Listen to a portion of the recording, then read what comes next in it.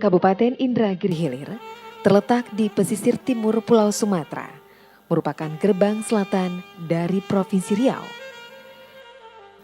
Indragiri Hilir merupakan salah satu bukti sejarah bahwa peradaban Islam dahulunya berkembang di negeri yang mendapat julukan Negeri Seribu Parit, negeri yang tidak lepas dari kultur alam yang menjadikan Indragiri Hilir sebagai surga tanah gambut bagi tanaman kelapa.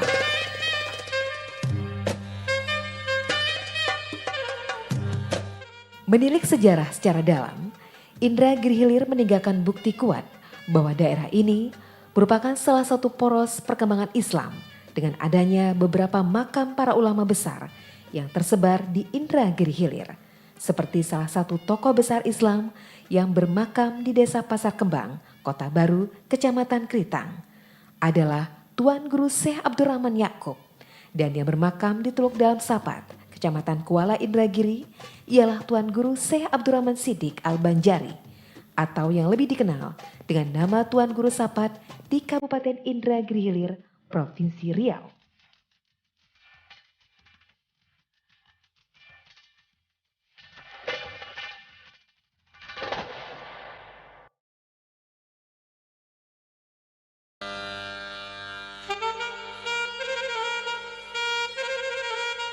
Peran para ulama dalam perkembangan Islam di Indragiri Hilir dapat kita rasakan dengan melihat hal yang terjadi saat ini, di mana masyarakat Indragiri Hilir yang begitu fanatik terhadap ajaran Islam. Hal ini tercermin dari beberapa kegiatan budaya yang condong menggambarkan kultur Islam yang masih terjaga, seperti saat acara kebudayaan masyarakat dan acara besar keagamaan Islam. Kefanatikannya dengan para tuan guru itu membawa mereka fanatik kepada agama. Apa yang dikatakan tuan guru itu mereka yakin 100%. Nah, tuan guru itulah sebagai tempat mereka bertanya masalah keduniaan atau masalah keagamaan. Pada bukti lain, hadir beberapa pemikiran yang menyatakan Islam di Indragiri Hilir berkembang dengan muncul dan masuknya para ulama besar yang memberikan pencerahan terhadap keagamaan Islam di negeri Seribu Parit. Sebagai bukti peran para ulama itu pertama ada mendirikan pondok pesantren atau madrasah, kemudian ada mendirikan masjid-masjid, kemudian ada kubah atau makam kuburan yang jadi itulah peninggalannya lah. Jadi ada pondok pesantren, ada masjid, ada kubah untuk bidang keagamaan. Kami mencoba menelusuri secara mendalam seorang tokoh besar Islam yang bermakam di Pasar Kembang, Kecamatan Kritang, Kabupaten Indragiri Hilir.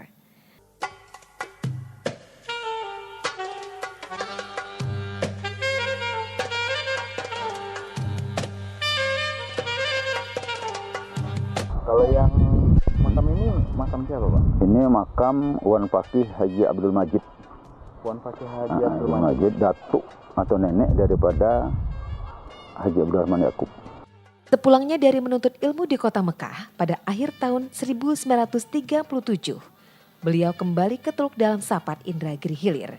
Tuan Guru Syekh Abdurrahman Yakub pada masa kecilnya yang bernama Mansur Rajab, disinilah beliau mengganti namanya menjadi Abdurrahman bin Yakub, atau yang lebih dikenal dengan nama Tuan Guru Syekh Abdurrahman Yakub. Beliau sempat bertemu dengan Syekh Abdurrahman Siddiq yang pada saat itu memangku jabatan sebagai mufti Kerajaan Indragiri. Assalamualaikum.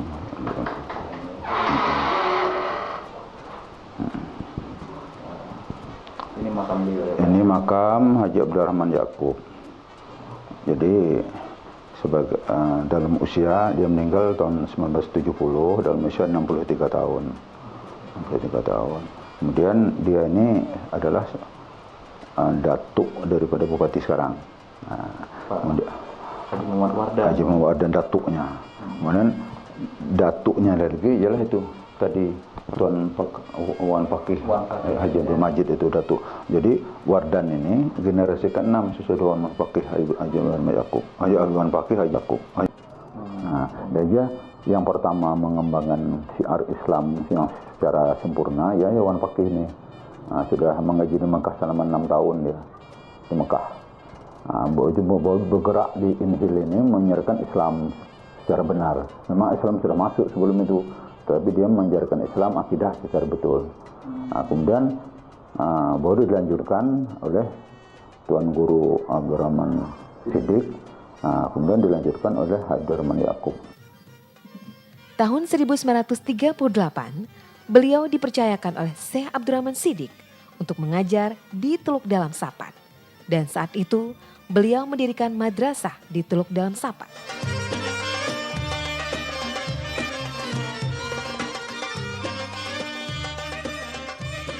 Pada tahun 1939, Syekh Abdurrahman Siddiq menghembuskan nafas terakhir.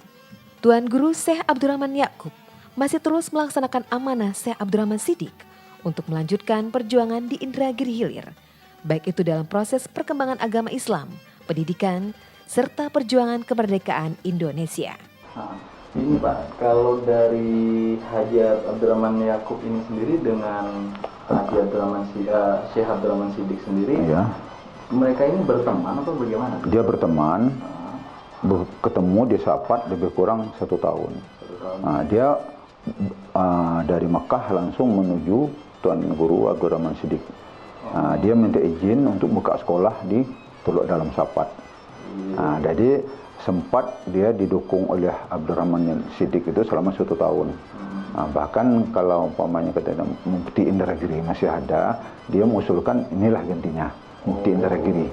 Beliau untuk jadi mufti Indragiri. Tapi sudah itu kan sudah beliau kan kerajaan tuh tidak ada lagi, sehingga banyak, sehingga istilah Mufti Indragiri itu tidak ada lagi. Jadi dialah Mufti Indragiri terakhir. Dia diangkat zaman Belanda. Pada zaman Belanda menjabat Mufti Abdurrahman Siddiq. Sudah itu dia ini tidak lagi mau menjabat mufti, karena mufti itu waktu sudah dihapuskan. Jadi tidak lagi. Dia terus dia diangkat menjadi kepala KUA. Kepala KUA merangkap sebagai wakil kepala pengadilan agama Timbilahan. Jadi di samping itu dia bergerak untuk mendirikan pondok-pondok pesantren, di mana sampai 7 pondok yang didirikannya kan, dan 5 buah masjid yang didirikannya. Di mana beliau berada, dia menggerakkan masyarakat di bidang keagamaan, sosial, ekonomi, digerakkan. Bahkan dia juga sebagai ikut berjuang menentang penjajahan. Pada tahun 1940, beliau pindah ke Kecamatan Enok. Di sini beliau membangun madrasah yang diberi nama Darul Taklim. Selain itu, beliau juga mendirikan madrasah yang diberi nama Nurul Watan di Kuala Reteh. Kemudian beliau mendirikan madrasah dengan nama yang sama di Sungai Gergaji. Tuan Guru Syekh Abdurrahman Yakub dalam perjalanannya juga mendirikan madrasah di Pungkat. Kemudian mendirikan pondok pesantren Nurul Watan di Pasar Kembang pada tanggal 14 Januari 1968 yang hingga kini masih berdiri. Minta izin dan Tuan Guru Sapat untuk mendirikan sekolah di Sapat, datanya di Teluk Dalam. Setelah itu baru dia memberikan berbagai sekolah-sekolah di Inhil ini. Ada di Pasar Kembang, di Kota Baru, di Gaung, Pungkat, di Enok, di Sungai Gergaji, di Kota Baru, sampai Kuala Selamat akhir. Dia mendirikan, di samping mendirikan sekolah, dia mendirikan masjid. Kemudian di satu dia mau semacam tata kota lah. Di situ ada pondok pesantrennya, ada pasarnya, ada lokasi perkuburan, ada membuka lahan perkebunan, ada membuka lahan persawahan. Sehingga dia bisa membimbing masyarakat untuk keagamaan, juga membimbing masyarakat di bidang ekonomi. Dalam dunia keilmuan, Tuan Guru Abdurrahman Yakub juga terkenal sebagai seorang yang memiliki kematangan di dalam ilmu falak atau yang lebih dikenal dengan ilmu astronomi. Ilmu yang beliau pelajari saat beliau masih di kota suci Mekah. Waktu di Mekah, yang pertama dia kan berhasil mendirikan satu-satunya sekolah milik Indonesia Malaysia atas gagasan dia atau perjuangan dia, sehingga berhasil. Dan kemudian dia waktu dia meramalkan akan terjadinya gerhana, itu mendetil menitnya, jamnya, dan lokasi mana yang terlihat dan berapa lama waktu gerhana itu dimasukkan dalam harian di Arab Saudi itu. Sehingga di pihak kepolisian mengancam dia kalau ini kebohongan publik, membohongi orang banyak, dia akan ditangkap. Nyatanya apa yang diramalkan itu tepat, tidak semenit pun berbeda. Itulah membuat dia terkenal di Arab Saudi itu. Dengan situ dia ditunjuk sebagai salah seorang daripada majelis ulama di Mekah, dan dia pun ditetapkan sebagai untuk memberi pengajian di Masjidil Haram itu, sebagai guru tetap di Masjidil Haram. Dan tidak hanya matang dalam ilmu falak, Tuan Guru Abdurrahman Ya'qub juga menguasai banyak ilmu. Hasil karya atau karangan beliau antara lain kitab ilmu falak yang berjudul Ilailul Amani, kitab ilmu faraid Ahwalul Warasah, kitab ilmu nahu Qawai dan Nahwiyah, serta Amsilatul Mukhtasarah yang membahas dalam konteks ilmu saraf. Sudah itu ketika diminta oleh pemerintah Jepang untuk sebagai pendakwah Islam, pembina pendidikan Islam di Jepang, dia ditunjuk 5 orang dari Arab Saudi. Tapi kalau tidak ada izin orang tuanya, maka tuanya Indonesia langsung menuju ke dalam Sapat, tempat Tungguru Sapat itu berada, sehingga sempat dia bergaul lebih kurang 1 tahun dengan Tungguru Sapat itu. Tuan Guru Syekh Abdurrahman Ya'qub semasa hidupnya selalu melakukan dakwah ke beberapa daerah di Indragiri Hilir dan sempat mendirikan beberapa masjid, di antaranya sebuah masjid di Teluk Dalam Sapat ketika beliau berdakwah dan mengajar di sana, masjid di Enok pada tahun 1941, masjid di Kuala Reteh pada tahun 1947, dan sebuah masjid di Sungai Gergaji didirikan pada tahun 1955. Serta sebuah masjid yang sekarang bersebelahan dengan makam Syekh Abdurrahman Ya'qub, yaitu masjid yang diberi nama Baitur Rahman. Kalau masjid Sungai Gergaji Al-Muttaqin tahun 1954. Kemudian di sini kalau waktu jadi dia masih sehat, sehingga dialah yang bekerja tanpa upah, gotong royong dalam masyarakat. Kemudian baru tahun 71 dia mendirikan masjid. Tahun 70 dia meninggal, berarti tahun 67. Tahun 67 dia mendirikan Masjid Besar Kembang ini. Di situ dia mengumpulkan dana dari wakaf-wakaf masyarakat. Berhubung dia waktu sudah mulai sakit, sehingga dia ditandu, digotong. Ada atas kursi diangkat ramai-ramai, bawa masyarakat gotong royong. Jadi kalau masyarakat gotong royong, masyarakat bekerja, dia ikut berpanas juga, tidak mau dikasih payung. Dalam tata pemerintahan, Tuan Guru Syekh Abdurrahman Ya'qub adalah seorang pegawai negeri dan beliau pernah ditawarkan berbagai jabatan di lingkungan Departemen Agama Pusat dan Daerah. Tetapi Tuan Guru Abdurrahman Ya'qub memilih menjabat sebagai Kepala KUA Kecamatan Reteh pada tahun 1947. Karena tujuan beliau bukanlah menjadi seorang pegawai negeri, beliau ingin mengembangkan syiar Islam di Indragiri Hilir. Kemudian lagi program dia untuk maghrib. Sesudah maghrib anak-anak kumpul mengaji di sini. Setelah maghrib mengaji, setelah itu, itulah yang sebagai bergerakan dari beliau yang sampai dipertahankan sampai sekarang. Selain menjabat sebagai Kepala KUA Kecamatan Reteh, beliau juga pernah menjabat sebagai Wakil Ketua Pengadilan Agama Kabupaten Indragiri Hilir pada tahun 1959.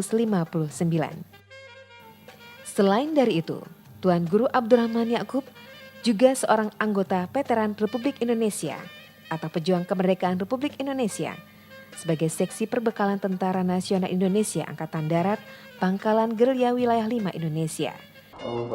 Agresi Belanda itu dia berjuang.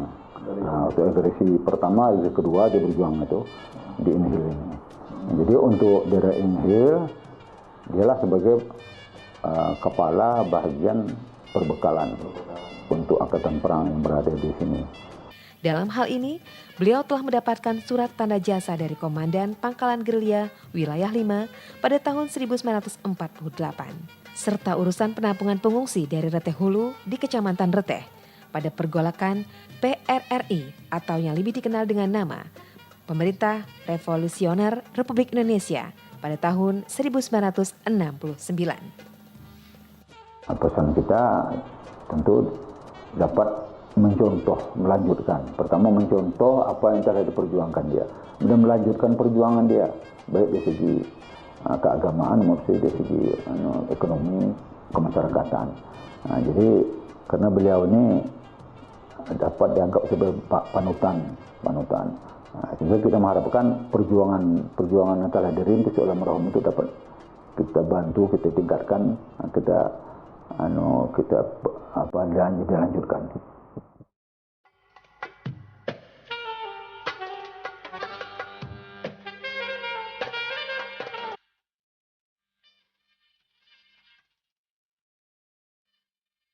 Jauh sebelum Tuan Guru Abdurrahman Yakub, Indragiri Hilir juga mempunyai seorang ulama besar yang sudah terkenal, adalah Syekh Abdurrahman Siddiq Al-Banjari.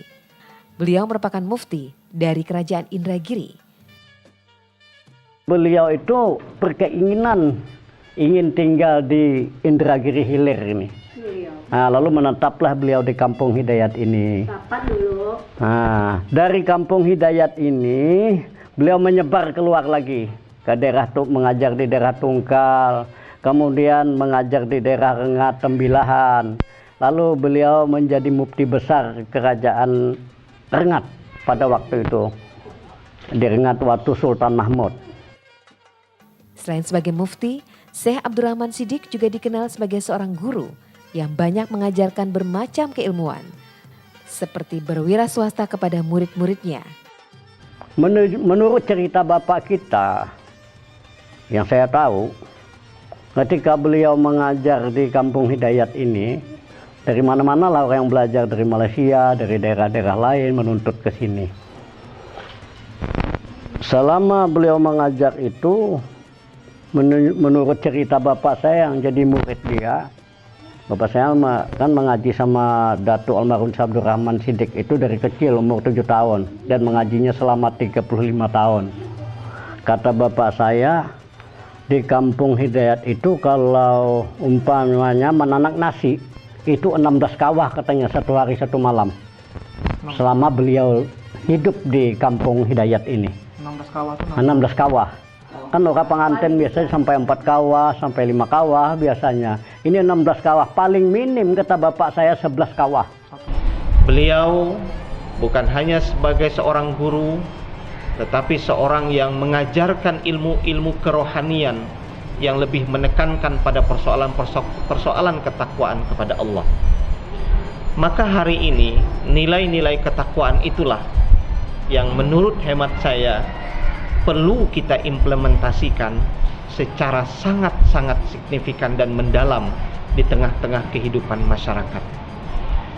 Bahkan beliau juga merupakan seorang sastrawan yang begitu handal, hingga mencurahkannya ke dalam bentuk karya yang dikemas ke dalam syair-syair bernapaskan Islam yang penuh dengan filosofi dan makna. Salah satu kitabnya yang terkenal Amal Ma'rifat. Nah, kemudian Qaidul Iman. Kemudian Asrar Risalah. Nah, Asrar Risalah itu masalah sholat. Qaidul Iman itu masalah tauhid. Nah, kemudian Amal Ma'rifat masalah tauhid. Kalau Qaidul Iman itu masalah keimanan. Salah satu contoh buku beliau yang berjudul Aqaidul Iman, yang berbicara tentang persoalan teologi atau ilmu kalam, itu sampai hari ini tetap menjadi salah satu buku yang banyak dibaca di majelis-majelis taklim, di pengajian-pengajian, dan di berbagai tempat, baik di Inhil maupun di Bangka Belitung. Dan ternyata seorang Abdurrahman Siddiq tidak hanya menulis dalam bidang ilmu kalam. Beliau juga menulis dalam bidang tasawuf, sufism di dalam Islam. Sebuah buku yang beliau tulis dalam bidang ini adalah Amal Ma'rifah. Itu mencerminkan kedalaman pemikiran beliau di dalam bidang tasawuf. Buku lain yang bisa kita lihat adalah bahwa beliau ternyata juga seorang ahli sejarah. Beliau menulis sebuah buku yang dikenal dengan Syajaratul Arsadiyah yang menceritakan tentang silsilah keluarga dari Syekh Arsyad Al-Banjari, termasuk sampai keluarga beliau sendiri, anak keturunannya. Tentu itu bukanlah sebuah karya gampang untuk melahirkan sebuah karya dalam bentuk sejarah. Ternyata beliau di bidang lain juga menulis tentang fikih, khususnya yang berkaitan dengan tata aturan, bahkan saya boleh menyebut itu sebetulnya sebuah buku tentang filsafat salat. Kitab Asrarus Salah itu menggambarkan kedalaman pemahaman beliau tentang filsafat fikih, khususnya filsafat salat. Kemudian beliau juga melengkapinya dengan buku panduan tentang pelajaran untuk anak-anak berkaitan dengan persoalan-persoalan dasar keislaman. Beliau juga menulis tentang pembagian harta warisan. Beliau juga menulis tentang nasihat mau'izah terhadap saudara-saudara sesama muslim. Jadi kalau kita perhatikan dari karya-karya Syekh Abdurrahman Siddiq, sebetulnya beliau telah menulis dalam berbagai bidang ilmu keislaman, dan itu mencakup bidang yang sangat luas.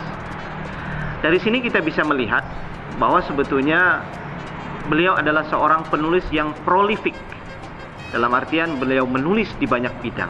Beliau berasal dari Kalimantan dan juga pernah berkiprah di Bangka Belitung sebelum sampai di Indragiri Hilir, tepatnya di Kampung Teluk Dalam, Parit Hidayat, Kecamatan Kuala Indragiri. Lalu beliau itu berangkat ke Pulau Bangka Belitung.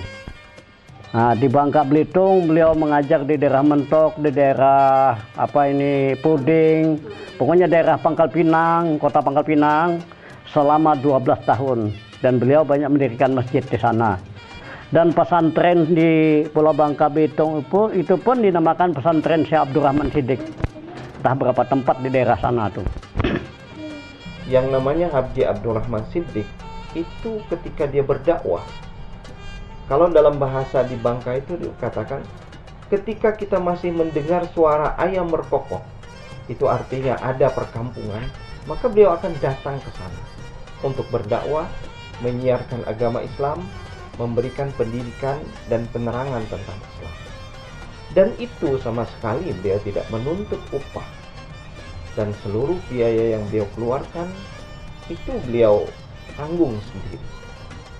Di tengah masyarakat, Syekh Abdurrahman Siddiq atau juga dikenal dengan nama Tuan Guru Sapat tampil secara kultural sebagai guru dan ulama dengan membuka halaqah ilmu dan transformasi, spiritualitas, serta mempelopori berwira swasta bagi muridnya dan masyarakat dalam hal bertani atau berkebun kelapa.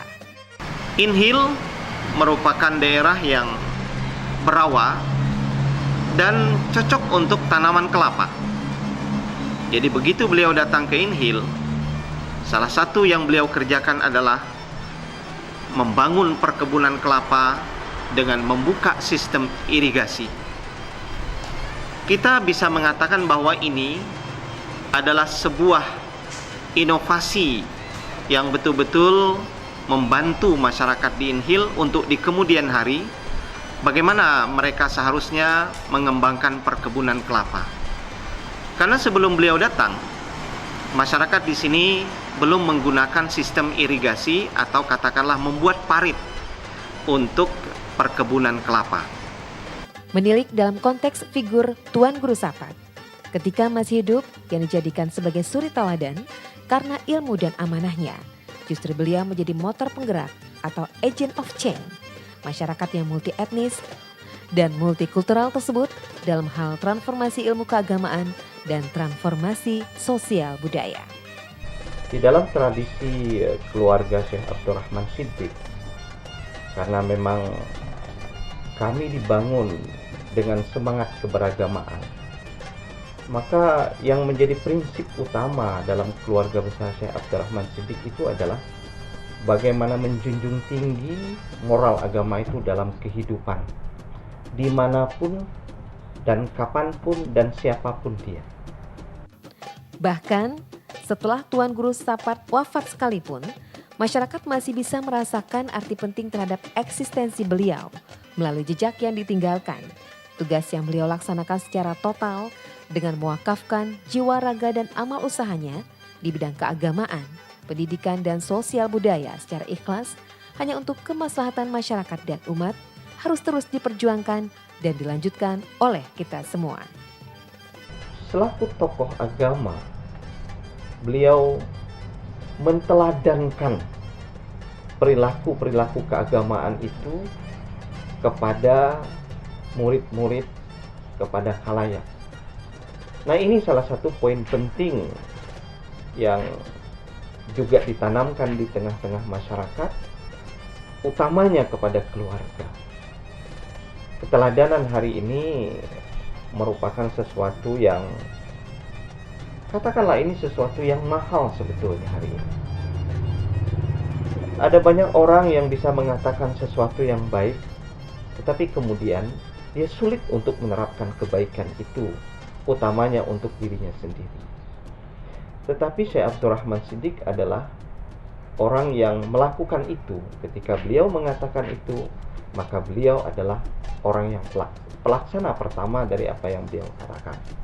Peninggalan Syekh Abdurrahman Siddiq saat ini memberikan bukti bahwa kebesaran beliau serta karismatik yang terpancar dapat dirasakan walaupun kini hanya tinggal berupa jejak.